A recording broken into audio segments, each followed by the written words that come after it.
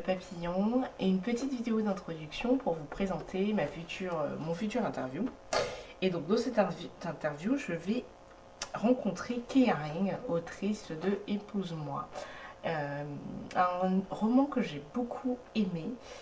Pourquoi? Parce que ça passe de la question du mariage. La question du mariage est très centrale dans la vie d'une femme, quelles que soient les traditions. Et c'est vrai que on se remet en question aujourd'hui si c'est des injonctions, si c'est un choix, si c'est des contraintes. Et je pense qu'elle le met très bien en avant dans son livre. Ça nous permet en fait de se remettre en question aussi sur plein de choses, nos choix, et raison pour laquelle je voulais la rencontrer pour avoir son point de vue, mais aussi vous partager un sujet d'actualité et surtout que vous découvriez l'auteur. Donc merci à tous pour vos partages, vos likes et surtout vos commentaires, ça nous aide à grandir sur la chaîne. Merci énormément et je vous partage juste après l'interview. Merci. Kéa, bonjour. Bonjour Cynthia. Merci d'être là. Merci de m'avoir invité. C'est vraiment très sympa de pouvoir passer un dimanche avec toi. Donc, écoute, une partie de ton dimanche avec moi, oui, sous ce soleil. C'est ça. Et pas dans le marais à Paris. Non, en tout cas, merci. Et encore, j'ai envie de te dire, je regrette pas du tout, parce qu'en plus de ça, je t'ai invité avant d'avoir lu le bouquin, et j'ai pas du tout regretté. Et ça, ça c'est génial. Ouais, ça je suis contente que tu me le dises, ouais. Parce qu'effectivement, quand tu m'as dit que tu allais lire le bouquin, je me suis dit, j'espère qu'elle va apprécier, qu'elle va passer un bon moment, et que du coup on pourra échanger là-dessus. Écoute, moi j'ai appris à te découvrir un tout petit peu via ce livre-là, mais je voudrais que tu te présentes de la manière dont tu souhaites. Ok. Je te laisse la parole. C'est vrai que c'est compliqué de parler de soi, mais bon, donc je suis allez, Kéa. présente-moi, allez. Ouais, je suis Kéa, trentenaire, je vis en région parisienne, donc du coup j'ai un taf alimentaire, je pense comme beaucoup de gens, en tout cas dans le monde, pour payer les factures, et à côté de ça, en fait, j'ai une double vie. Donc j'écris donc le soir quand j'ai couché mon petit et que je ne travaille pas, j'écris des livres. Voilà. Écoute, j'ai l'impression, tu sais, la personne que j'ai reçue aussi, elle a pareil, elle avait une vie à côté et elle fait aussi son accompagnement. J'ai l'impression que c'est un peu notre génération. Ouais, t'as un peu l'impression d'être, on va dire, la Bruce Wayne de l'écriture. T'as à la fois la vie, on va dire, la vie classique que tout le monde connaît, ton taf 9-18, et à côté, t'as l'écriture. Non, mais c'est aussi important que notre génération mette ça en avant. Parce que j'ai envie que moi, demain, tu vois, et c'était ça mon rêve il y a bien longtemps, c'était de se dire, non mais attends, à l'époque, quand je me suis mise en indep, c'était ça mon rêve, c'était de me dire, c'est que tout le monde ait de la joie dans leur job, finalement, tu vois. Et c'est un peu utopique, mais j'ai l'impression que ça se matérialise finalement.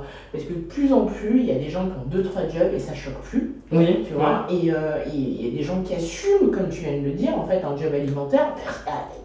Il y a 5-6 ans, personne n'aurait dit comme ça. Ah oui, non mais clairement. Et en plus, j'ai pas le job alimentaire qu'on se fait dans le job alimentaire, c'est-à-dire donc oui, mais moi c'est comme ça que je le vois. Pourquoi? Parce que finalement je le fais parce que j'ai besoin de payer mes factures. Exactement. Mais honnêtement, si on me dit Kéa, tu fais ce que tu veux, dès demain il n'y a aucune conséquence, clairement je m'en vais en moonwalk et je fais autre chose quoi. Donc oui, c'est pour ça que... Ah oui, non mais clairement. Mais donc c'est pour ça que je l'appelle travail alimentaire, parce qu'en fait c'est clairement sa fonction. Oui, c'est la définition même. Ouais, c'est sa fonction, même si c'est pas le travail classique, travail alimentaire. Mais, écoute, on va passer dans le vif du sujet. Ouais. J'ai présenté ton livre, Épouse-moi.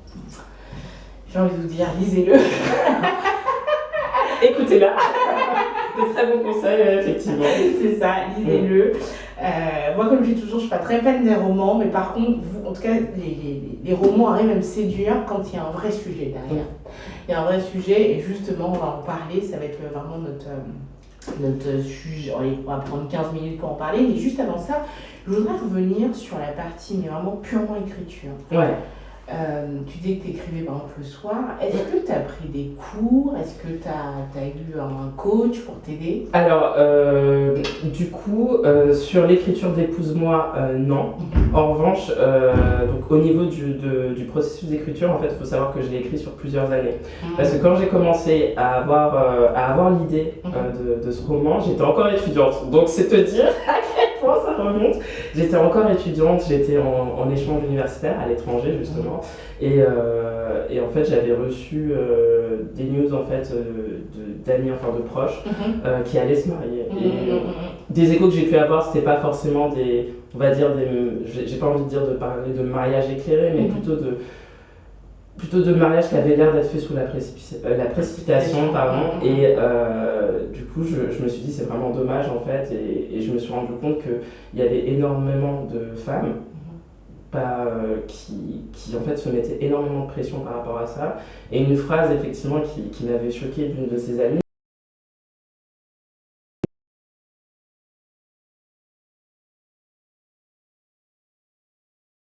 Ce seuil, on va dire, dans le livre, elle m'a dit, enfin, si à 25 ans je suis toujours pas mariée, j'aurais l'impression d'avoir gâché ma vie.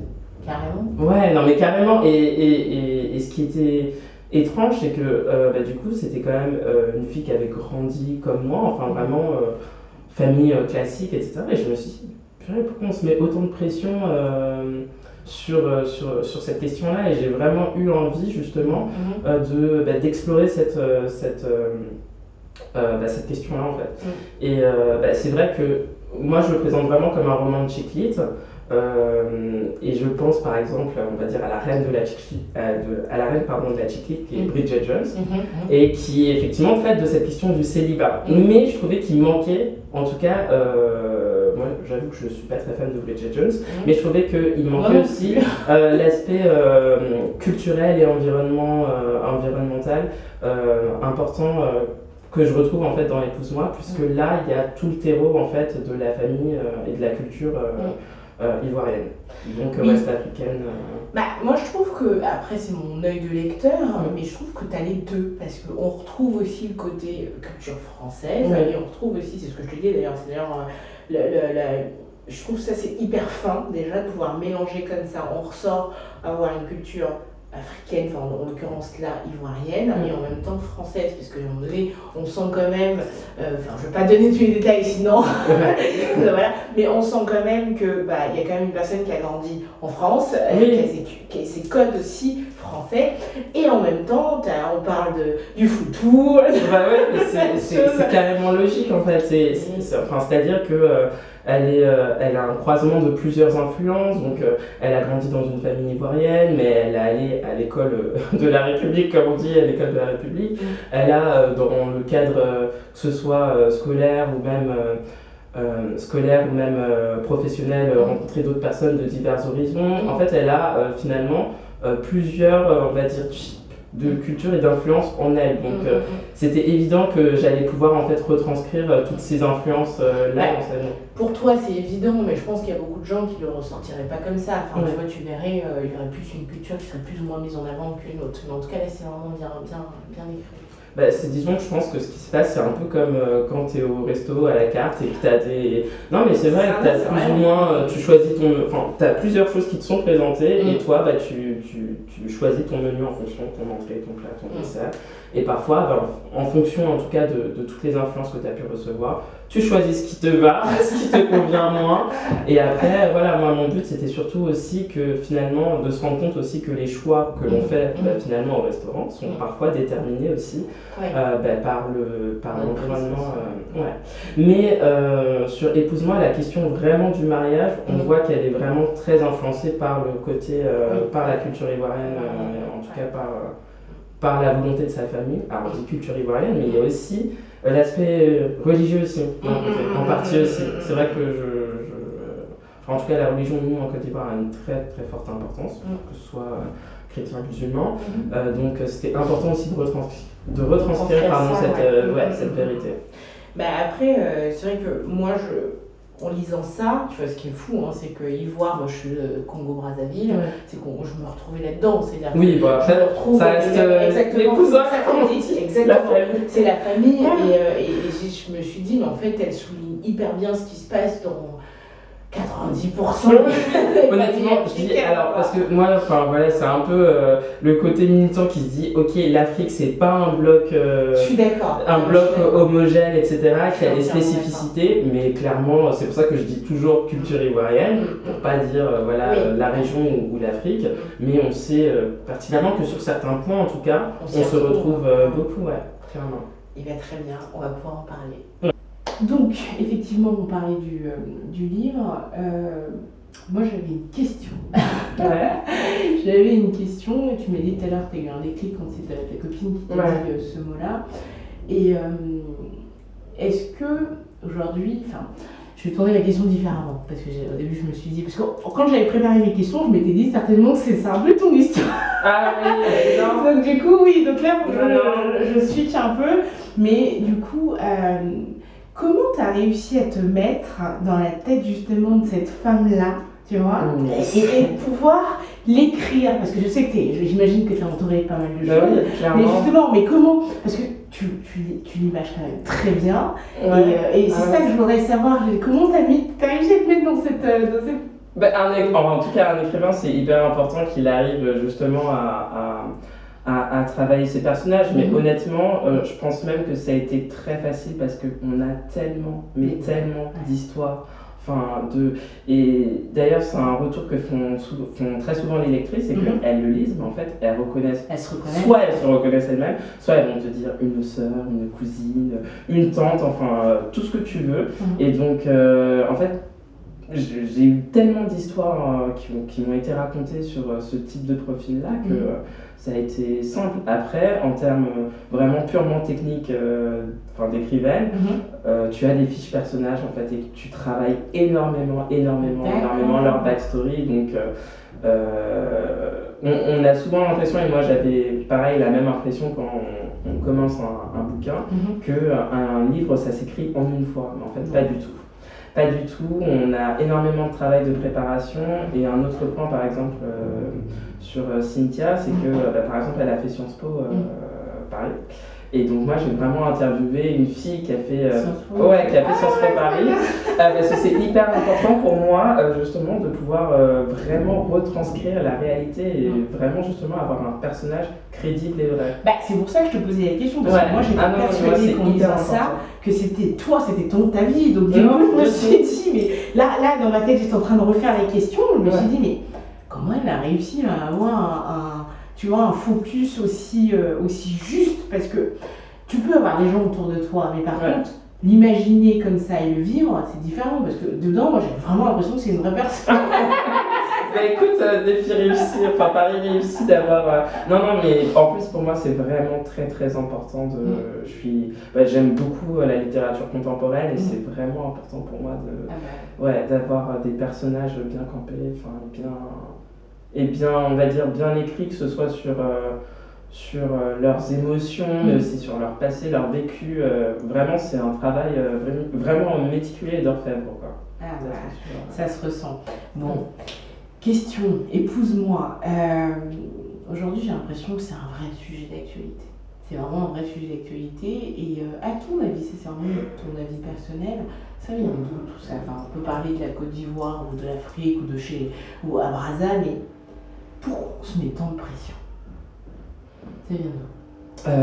Pour moi, c'est en partie l'entourage, l'entourage, la société. On vit encore dans une société où la valeur de la femme, après il y a des différences en fonction des pays et des époques, mais disons qu'en 2025, c'est pas aussi...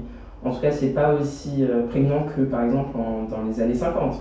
Mais on reste encore dans une société où la valeur de la femme en fait réside dans le fait qu'elle soit mariée et qu'elle fonde une famille. Donc on a à la fois le mariage, mais également le côté maternité et fertilité. Et donc Et donc je vais citer d'ailleurs une autrice que je suis en train de lire actuellement, qui est Chimamanda Ngozi Adichie, et qui expliquait qu'en fait on a un réel déséquilibre dans l'éducation en fait, des filles par rapport aux garçons, puisque en fait le mariage est vraiment le Graal pour beaucoup, en tout cas pour beaucoup de cultures. Et même aujourd'hui, on a l'impression en tout cas qu'on tend davantage vers l'égalité, donc effectivement les femmes travaillent, s'émancipent davantage. On a toujours encore un peu le côté, ouais mais en fait, ok, et d'ailleurs je le retranscris dans Épouse-moi, ah ok, t'as une bonne situation professionnelle, mais t'es pas marié, t'as pas d'enfant, et donc en fait concrètement tous tes accomplissements ne servent à rien. Ne valent rien en fait. C'est ça. À côté de ça, et à côté de ça, bah, tu as des femmes, forcément, je pense que si tu veux avoir la paix, tu te dis en fait, ou même inconsciemment, tu te dis bah, pour avoir la paix, en fait, il faut que j'ai la bague au doigt, et il faut que j'ai mon enfant en fait. Et là, on m'accordera en fait de la valeur. Et comme finalement, la plus grande peur de l'être humain, c'est d'être rejeté socialement, ben, on suit le mouvement et il faut une grande force de caractère pour évoluer dans ce type d'environnement et de se dire, bah non, moi je refuse l'étiquette que vous voulez m'accoler. Moi, j'estime que je suis une femme de valeur et je prendrai le temps qu'il faut que je prenne pour... ou bien même se dire, bah, c'est pas du tout ce que je veux et moi je choisis de suivre ma propre voie. Il faut avoir une sacrée force de caractère pour faire ça. Bah oui. Parce que ça veut dire potentiellement être rejeté en fait. Et être moqué comme on peut le voir dans le roman. Effectivement, ouais. C'est vrai que c'est compliqué parce que, tu vois, même aujourd'hui, bon, en étant maman, je me dis, enfin j'en parlais encore à ma soeur tout à l'heure, je me disais, tu vois, moi je me dirais même pas d'aller se marier, d'aller faire ça, même si, fondamentalement ça c'est mon point de vue, je pense que la vie est plus belle à deux, tu vois. Après, est-ce qu'on est obligé de se marier, est-ce que ça c'est d'autres questions, mais je pense que la vie est déjà plus belle à deux parce que y a beaucoup de traversées, il y a beaucoup d'épreuves, donc c'est sûr que partager avec quelqu'un c'est toujours mieux que seul.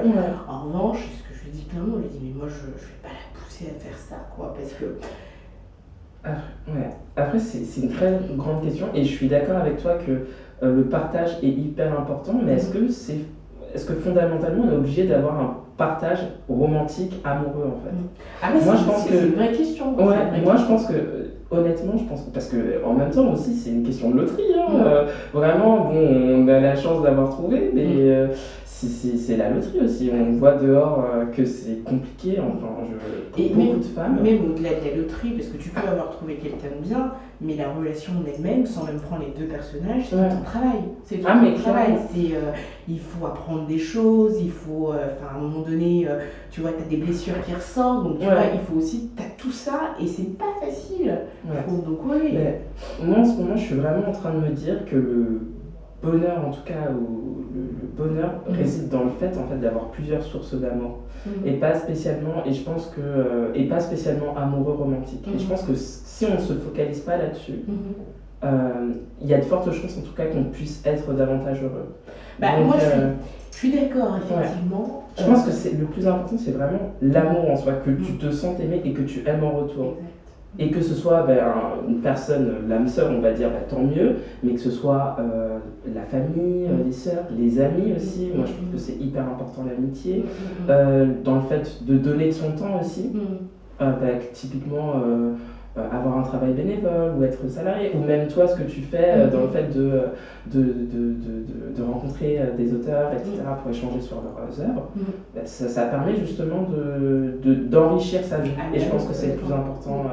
Mais je suis d'accord avec toi que de toute manière, c'est-à-dire tu peux pas fonder ton bonheur sur un pilier. Exactement. C'est comme quand on parle beaucoup d'argent, les gens ils disent diversifier vos sources de revenus. En fait, diversifier vos sources de bonheur aussi.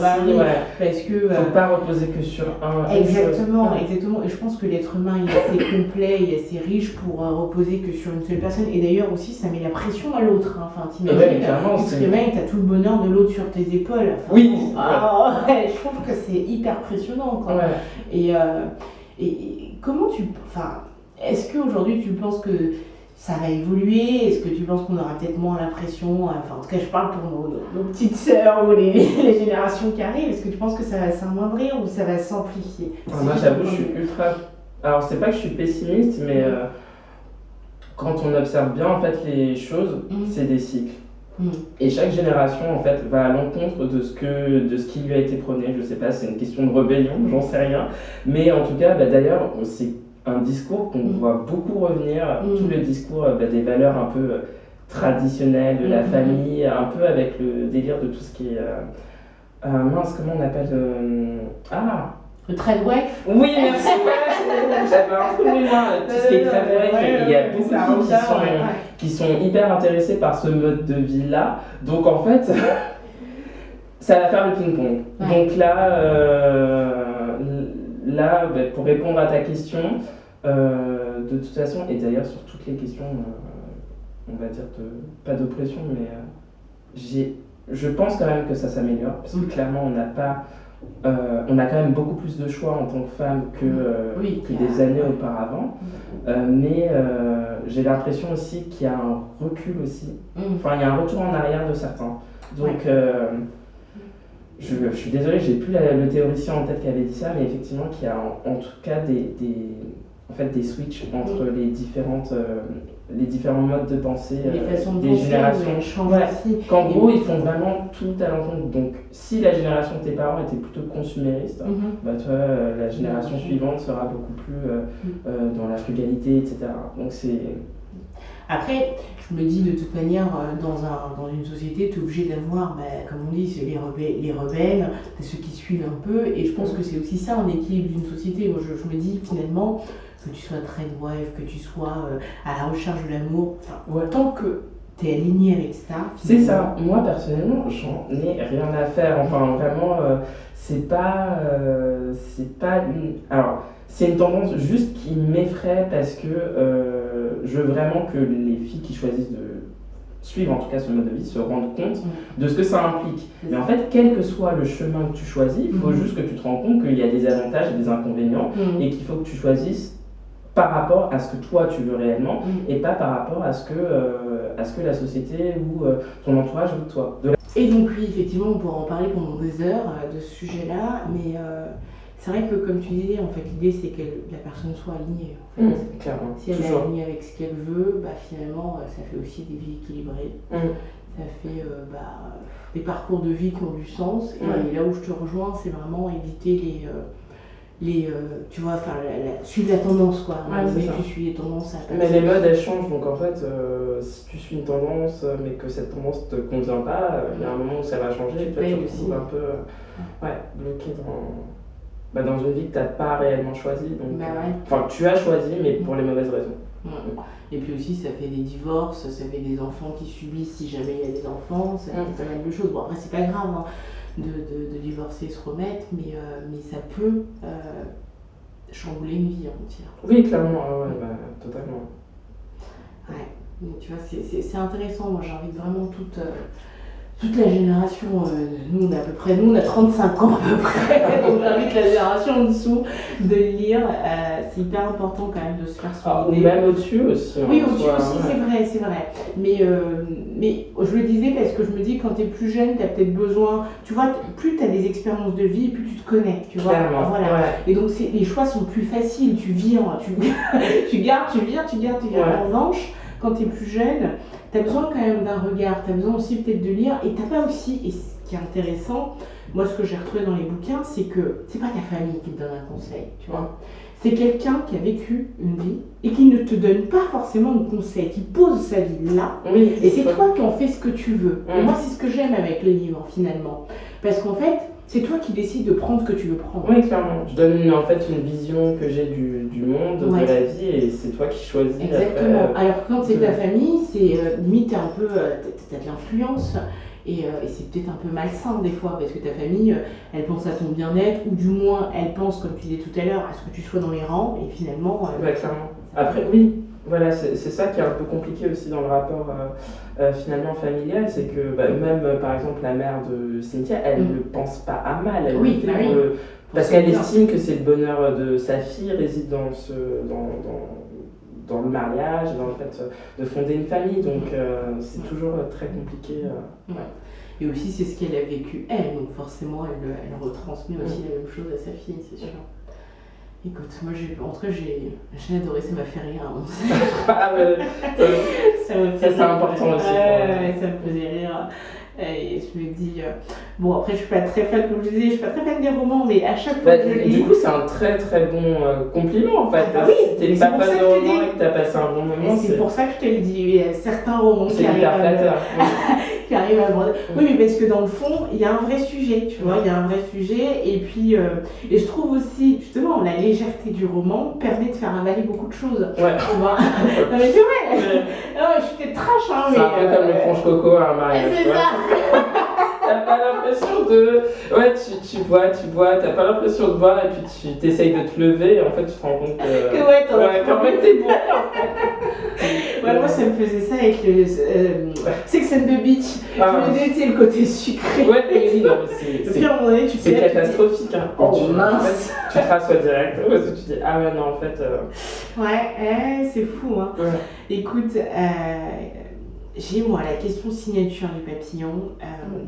Quels sont aujourd'hui, ou quel est l'événement qui t'a le plus marqué, mais quand je dis marqué, c'est pas forcément négatif, qui t'a fait renaître? En fait, c'est marrant parce que j'arriverai pas à te trouver un événement bien précis, mais je pense que je vais prendre le moment où en tout cas j'ai pris conscience que je voulais vraiment réellement écrire. Et en fait j'étais juste dans un bus au beau milieu du Mozambique et j'avais genre 20 heures de car 20 heures de car à travers le pays et en fait 20 heures de car c'est énorme. C'est énorme et c'est d'ailleurs je recommande à tout le monde en fait de faire de très très longs voyages parce que ça permet vraiment de se recentrer et de se rendre compte que moi au moment où j'ai eu cette prise de conscience, en fait, ça n'allait pas du tout au niveau de mon travail. Et je me suis dit, mais en fait, les moments où je suis vraiment bien et contente et heureuse, c'est quand j'écris. Bon, j'écrivais un petit peu parfois au travail. C'est quand j'écris, en fait, et c'est là que je me suis dit, mais c'est ce que j'ai envie de faire. Tu vois. Et moi je recommande vraiment de couper parce que c'est vrai qu'on comble à chaque fois le vide, on comble tout le temps libre qu'on a avec soit les réseaux sociaux, les films, séries, etc. En plus, vu que tout est maintenant à portée de main, à portée de clic même, vraiment on réfléchit plus réellement à ce qu'on veut et on prend plus le temps de se poser sur ce qu'on veut réellement. Est-ce qu'on a vraiment envie de le faire aussi? Oui, alors ça c'est une grande question philosophique aussi, de dire que c'est fait exprès de se divertir. Oui, c'est ça. On se divertit pour éviter de penser à la mort. C'est ça. Selon Pascal, apparemment. Autant qu'il passe vite à la mort. Et puis, des fois, comme tu dis, quand tu as des enfants, ça passe encore plus vite. Ah, ça passe tellement vite. Oui, et là tu te dis, mince alors. Ah ouais, non, mais là il y a un accélérateur, vraiment, ça passe à une vitesse. Mais c'est d'où l'intérêt aussi de se poser et de réfléchir un peu à sa vie, parce que sinon, tu vois. Et aussi, j'écoutais un autre podcast la dernière fois avec toute. Tu sais, il y a une accélération aussi des maladies, j'ai l'impression, des maladies auto-immunes, il y a plein de choses, et du coup, pour moi, c'est beaucoup lié effectivement à l'environnement et tout ce qu'on ingurgite, etc. Mais beaucoup le stress aussi. C'est ça. On est dans un mode de vie en fait tellement beaucoup plus stressant que pouvaient l'avoir nos parents, nos grands-parents, etc. C'est paradoxal parce que plus on avance vers, j'ai l'impression que nos désirs sont hyper là, tu vois la génération Z, Y, on dit on arrive à assumer ce qu'on veut, mais au final j'ai l'impression que plus on avance vers ce mode de vie là, plus on se stresse aussi, tu vois. Mais parce que j'ai l'impression qu'on a un énorme projecteur qu'on n'avait pas spécialement avant, avec justement qui sont les réseaux sociaux en fait. Et le fait que tu assumes une image, mais au-delà, le regard des autres aussi est, je pense, beaucoup plus important et décuplé. Et derrière aussi, tu as la vision sur la vie d'autres personnes qui sont peut-être un peu plus privilégiées que toi. Et tu dis, mais en fait, il y a des gens qui vivent bien dans ce pays, alors qu'avant, tu restais que dans ton entourage et ton entourage était similaire, avait la même situation que toi, alors que maintenant, tu vois des choses incroyables qui arrivent à d'autres personnes et tu te dis en fait pourquoi pas moi et je pense que cette pression aussi de la réussite, d'ailleurs j'en parle aussi dans le bouquin et je pense que c'est un sujet qui va souvent revenir aussi parce que La pression de la réussite aussi, c'est un point enfin, c'est une pression qui met la pression. Super, c'est parfois. Non, mais en tout cas, c'est un point, je pense, qui génère énormément de stress. Surtout que moi, je me dis toujours, la notion de réussir, il y a même pas de. Pour moi, il n'y a même pas de vraie définition parce que d'une personne à une autre, réussir, c'est jamais la même chose. Ouais, mais on se rend compte que socialement, il y a quand même un petit consensus, tu vois. C'est sûr, effectivement, on est d'accord. C'est-à-dire, alors que moi, je suis complètement d'accord avec toi, la définition de la réussite, elle est propre à chacun, mais socialement, on sait ce que ça veut dire. C'est sûr.